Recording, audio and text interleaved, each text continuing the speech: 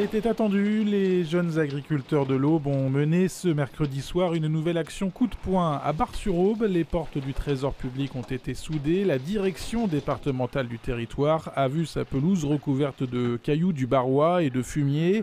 À l'autre extrémité du département, 3000 litres d'eau ont été symboliquement déversés devant la sous-préfecture de Nogent-sur-Seine. De l'eau pompée dans les champs inondés. Selon les jeunes agriculteurs, 7 tonnes de déchets en tout genre ont également été déversés. Des déchets retrouvés dans les parcelles, tout comme l'action du 21 mars dernier à Troyes. Il s'agissait de se montrer face à l'intransigeance du gouvernement et du ministère. La nouvelle cartographie des zones défavorisées ne passe toujours pas. Des communes du Pays d'Hôte, mais aussi du Barrois, n'y sont pas ou plus inclus. Si le dossier en reste là, les aides financières ne seront plus présentes, malgré, selon les jeunes agriculteurs, les difficultés rencontrées par les exploitants.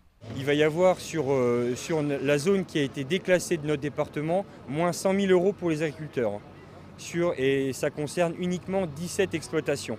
On sait que ces exploitations sont classées comme en grande détresse. Elles sont dans une cellule d'urgence. Et demain, elles vont tout simplement fermer boutique.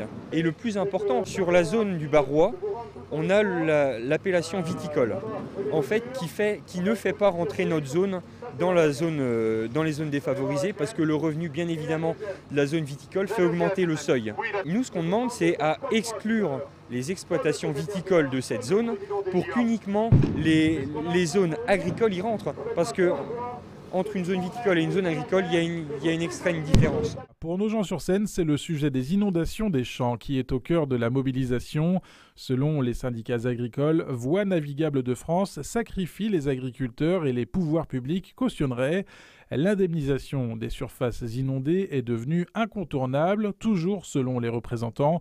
Le rôle des terres agricoles en zone de surinondation doit être reconnu d'utilité publique. Il faudrait peut-être qu'on regarde avec les pouvoirs publics comment on indemnise les agriculteurs qui également stockent l'eau pour éviter un effet cru sur la région parisienne. D'autres actions coup de poing des jeunes agriculteurs de l'Aube sont attendues si rien ne bouge.